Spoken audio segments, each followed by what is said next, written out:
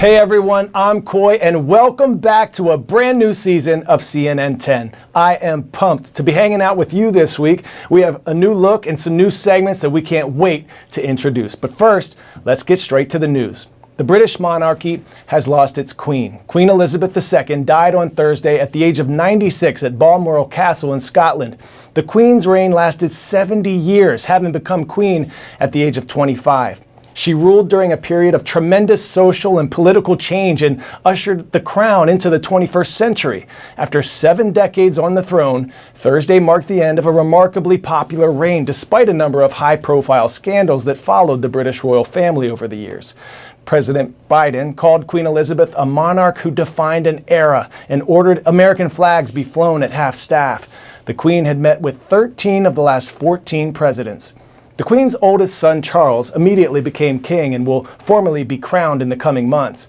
In the meantime, Britain is conducting a 10-day mourning ritual.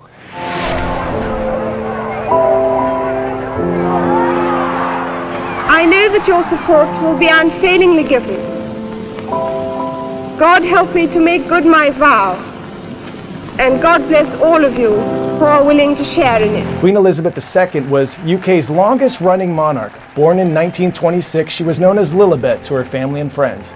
She was never expected to be queen. Her future path changed entirely when she became heir presumptive at the age of 10. When her uncle, King Edward VIII, gave up the crown and her father then ascended to the throne, her reign began in 1952 after her father died while she and her husband Philip were in Kenya. A year later, she was crowned in the first ever televised coronation.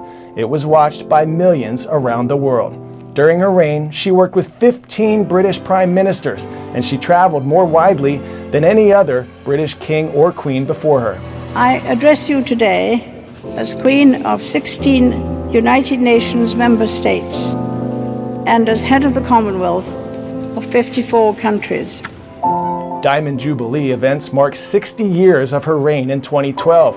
She was also the first British monarch to celebrate a Platinum Jubilee after 70 years on the throne. In 2021, her husband, Prince Philip, the Duke of Edinburgh, died. Her lifelong companion. They had been married for 7 decades. Having given speeches across the world, it is perhaps her distinctive voice many will remember. We are just passing through. Our purpose here is to observe, to learn, to grow, to love, and then we return home.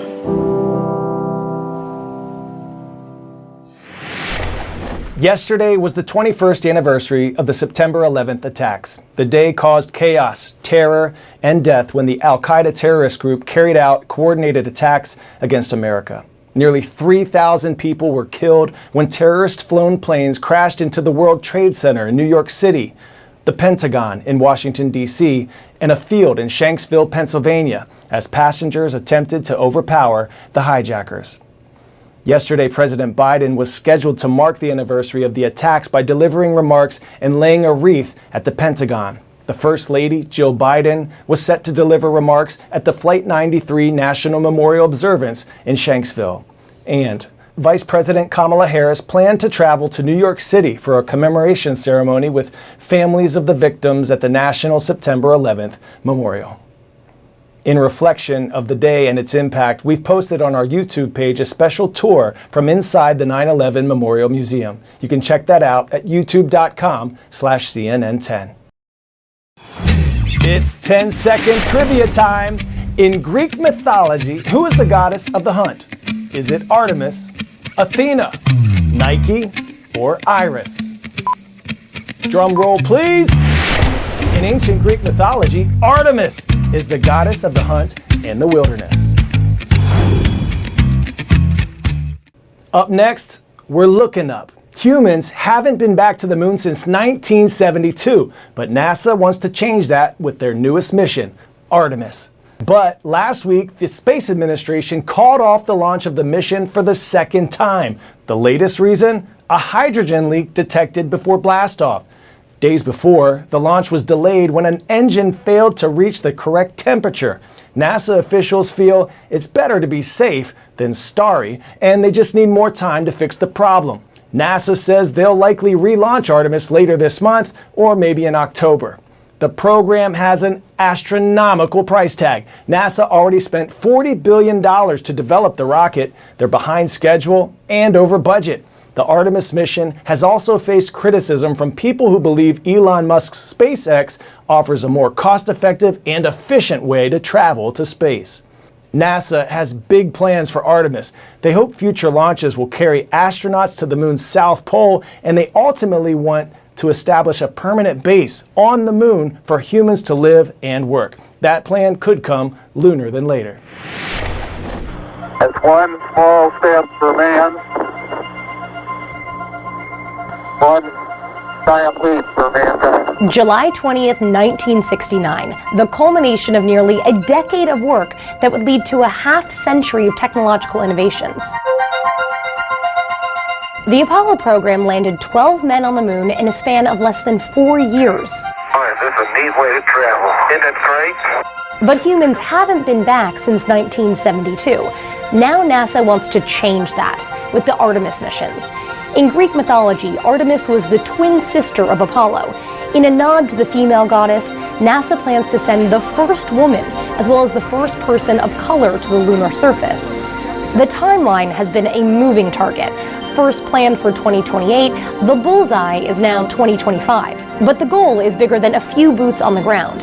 This time, NASA wants to establish a permanent base on the moon. By learning how to live and work there, the hope is that astronauts will eventually take that knowledge to the next frontier, Mars. But for the next decade or so, the focus is on the moon. Here's how NASA would make it happen. Astronauts would travel to the moon on the Orion spacecraft, on top of the most powerful rocket NASA has ever built. Orion would then rendezvous with Gateway, a space station orbiting the moon. From there, astronauts would transfer to a reusable lunar lander built by a commercial partner like SpaceX. Unlike Apollo, the Gateway space station would allow access to more areas of the moon. It will also be the home of scientific experimentation, and NASA plans to continually send astronauts to the moon for years to come after the first phase of Artemis. But getting there won't be easy. It is rocket science, after all. We will not fly astronauts until it's safe.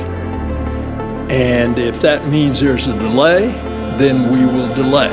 Already, the Artemis program has suffered delays. Critical pre-launch tests have been hampered by issues with propellant loading and a malfunctioning helium check valve. The number one issue is safety, but all of that testing and tinkering doesn't come cheap. In 2019, NASA estimated it would take $20 to $30 billion to get humans back to the moon. But NASA's Inspector General says that won't even be close. It estimates the entire program will cost a whopping $93 billion by 2025. Whether it gets full funding or not, NASA stands firm that the lunar landing will happen. We're going back to the moon, but this time we're going back to learn, to stay, to develop new systems, new technologies, new techniques on how to live a long time in that hostile environment. Because when we go to Mars, we're going to have to have learned that. In 1969, Apollo took humanity to new heights. By 2025, Artemis could prepare it for new worlds.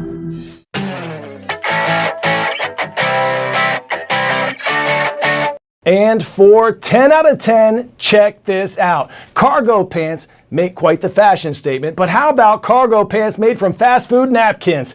And they even zip off into shorts. Perfect for any season or meal, I guess. The Chipotle company partnering with designer Nicole McLaughlin, who once made shorts out of Legos. The company posted images of the process of sewing the napkins together.